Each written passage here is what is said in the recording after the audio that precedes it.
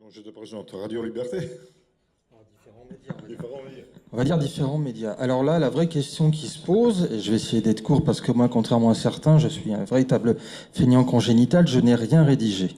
Alors, tout est dans ma tête, donc j'espère que c'est assez ordonné. Non, plus sérieusement, une autre Europe est impérative. Cela fait un certain nombre d'années que je milite dans, on va dire, les milieux nationaux, nationalistes, radicaux, alternatifs, donnez le qualificatif que vous voulez. Mais la vraie question, ça fait effectivement un certain nombre d'années que j'entends parler de l'autre Europe, puisque un certain nombre de structures et mouvements auxquels j'ai appartenu et duquel je me sens toujours proche, nous avons toujours été dans une logique de ne pas opposer à la construction européenne. On a même réclamé à un moment la grande Europe, ça pouvait être l'Europe au sans drapeau, une espèce d'Europe impériale, d'Europe fédérale, peu importe. La vraie question n'est pas là.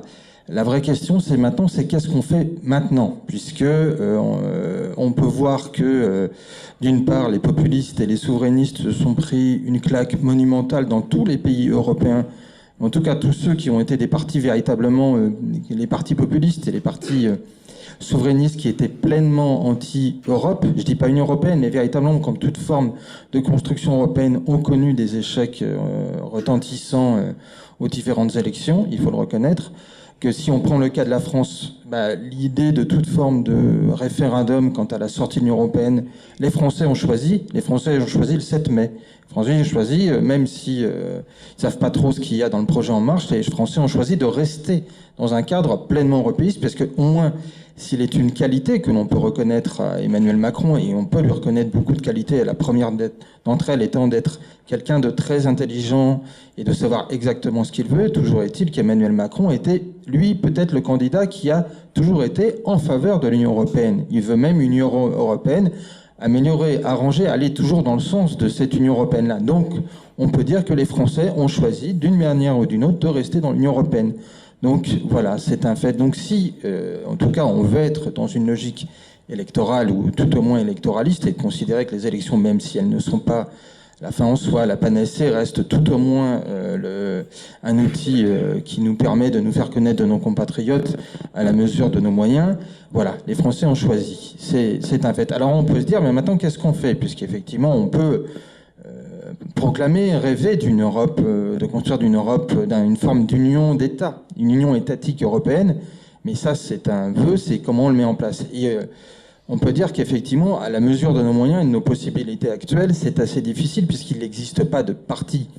Si on reste dans la logique électorale, il n'existe pas de mouvement, de partis qui sont en mesure de diriger, soit au niveau national ou même au sein du Parlement européen, d'avoir la majorité pour imposer un certain nombre de choses. Ça, c'est uniquement si on reste dans les logiques électorales, puisqu'il y a un autre point, c'est qu'aussi, quand on est dans une logique politique, c'est s'intéresser à la logique des réalités des pouvoirs. Or, on voit bien que l'Union européenne, c'est un ensemble de choses, de plusieurs pouvoirs. Il y a des pouvoirs de type électoraux, il y a des pouvoirs aussi qui ont un certain nombre de réalités, de puissances, mais qui ne sont pas des logiques électorales, même s'ils sont choisis par les États, c'est le cas de la Commission européenne. Après, il y a les conseils de gouvernement et des chefs d'État, il y a aussi la Cour européenne de justice, là aussi c'est un pouvoir qui est même plus important parfois que le Parlement européen, mais sur lequel nous n'avons pas de prise, en tout cas encore moins de prise électorale. Donc à la mesure d'où on ne peut pas imposer, on peut dire un gouvernement, en faisant très attention à ce terme, européen avec une mesure d'un parti qui pourrait aller dans le sens d'une défense identitaire, c'est qu'est-ce qu'on fait à l'heure actuelle. On peut déjà, même si on peut considérer qu'effectivement on est dans la fin, on serait dans la fin des États-nations, mais je pense que il faut faire très attention à ce terme parce que souvent, ce qu'expliquait Dominique Vénère, et même d'autres, il y a l'imprévu dans l'histoire, il y a quelque chose qui peut nous sembler terminé, mais malgré tout, il renaît, il se maintient et peut-être en s'adaptant. Et en tout cas, il n'est pas totalement mort. Ça a été le cas de l'Empire romain. L'Empire romain ne s'est pas effondré en 476. Et est-ce qu'il s'est vraiment effondré? Ça, c'est autre chose. Mais il a connu d'autres formes. Mais en tout cas, l'esprit a continué. C'est ce qui s'est passé avec la Renaissance carolingienne. Et donc, il y a ce qu'on peut faire au niveau national. Et ce qui est proposé au niveau national, il y a par exemple des pays, c'est 4 pour l'instant, peut-être 5 si l'Autriche les rejoint. C'est le cas du groupe de Visegrad. Ce qui se passe avec le groupe de Visegrad, là, on peut voir que malgré tout, au niveau national, même s'il ne s'agit pas, là encore, d'en faire la panacée, il y a un point de vue, et là, on peut essayer de faire quelque chose. Voilà. L'idée, c'est qu'il faut agir comme des pirates, c'est-à-dire qu'il ne faut plus agir comme des idéologues en disant, voilà, je viens avec un programme en 25, en 30, en 40 ou en 44 points qui va vous expliquer comment on fait l'Europe. C'est-à-dire ça, je l'ai construit sur le papier, j'ai créé le plus beau parti européen, mais sauf que ça, voilà, ça ne se passe pas comme ça. Et l'important, c'est peut-être d'agir avec ce qui existe, l'existant, le réel. Et donc, oui, le groupe de Visegrad, ça peut être une mesure intéressante. C'est-à-dire qu'on reste au sein de l'Union européenne, mais même si c'est difficile, puisqu'on voit que la Commission a décidé je crois, d'entamer une action contre plusieurs États voilà, du groupe de Visegrad, quant au fait qu'ils refusent d'accueillir des clandestins sur leur sol. Malgré tout, ces gens-là sont dans une logique de refus. C'est-à-dire qu'ils sont sur place, même si ce n'est pas la panacée. Il y a aussi d'autres formes qui peuvent être utilisées pour maintenir le fait de notre identité, parce qu'il ne faut pas non plus oublier que comme nous sommes européens, certes, on peut se référer à Stonehenge, on peut se référer au Parthénon, on peut se référer au Panthéon, au Forum à Rome ou à bien d'autres endroits, mais on est aussi le continent qui a fait Galiléo, qui essaye de faire Galiléo plus exactement, qui est dans la logique de la fusée Ariane, donc il se passe un certain nombre de choses. Et l'idée, c'est peut-être de s'appuyer sur, notamment, il y a une question toute bête, c'est les fonds européens de développement. C'est-à-dire que peut-être c'est d'utiliser, en s'appuyant, puisque nous sommes des Européens, donc on ne voit pas pourquoi on ne devrait pas utiliser les moyens financiers que propose l'Union européenne et d'autres instances proches de l'Union européenne pour justement essayer de défendre qui nous sommes. Je pense que même s'il faut faire très attention, c'est pas non plus la panacée, là aussi ça peut être utilisé.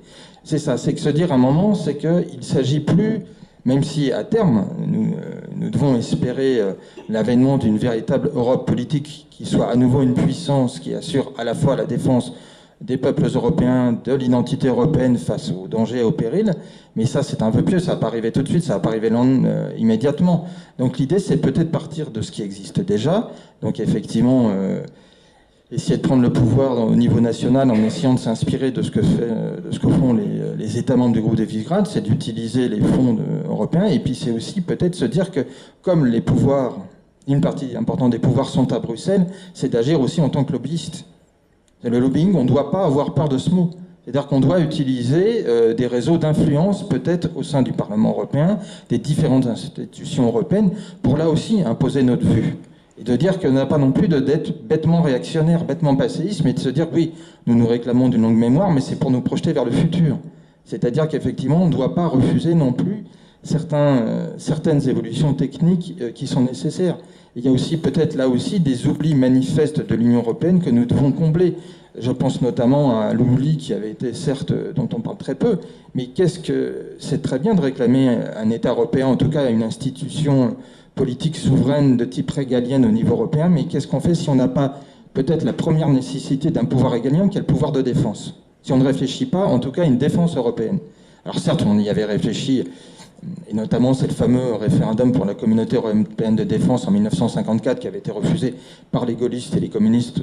Et voilà. Et là, on voit que se projette à nouveau la question d'une Europe de la défense, puisque même le ministre français des Armées, Madame Sylvie Goulard, a dit qu'il faudrait peut-être passer à un niveau européen, que le pays qui était l'autre puissance militaire importante de l'Union européenne avec la France, qui était la Grande-Bretagne, va quitter avec le Brexit, et que peut-être que le rôle de la France et d'autres pays, c'est de se dire que voilà, on va proposer une autre Europe, et l'autre Europe, ça va peut-être être pour le coup une véritable Europe politique dans le sens où elle s'appuie sur la défense. C'est des pistes de travail comme celle-ci. Je ne dis pas que j'ai pas la solution.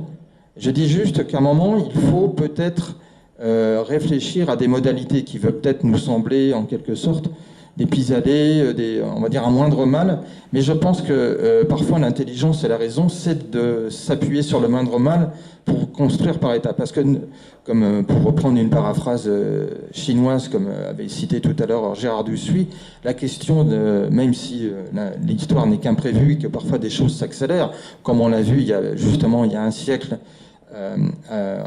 en Russie, à Saint-Pétersbourg, entre la révolution de février 1917, sans parler de celle d'octobre 1917 et l'importance qu'elles ont eue pour le monde très rapidement, Parfois, l'avènement d'une question européenne, c'est une question d'une langue marche. Et cette question de la langue marche, ça doit s'appuyer sur, je le répète, et je terminerai là-dessus, sur la question de l'existant. Et peut-être justement utiliser ce qui est déjà au sein de l'Union européenne, de le pirater dans le sens, voilà, on l'en prend, on le fait sien, en n'étant pas dupe, et en considérant juste que ce sont des outils, comme l'État est un outil et pas non plus une fin en soi. Voilà.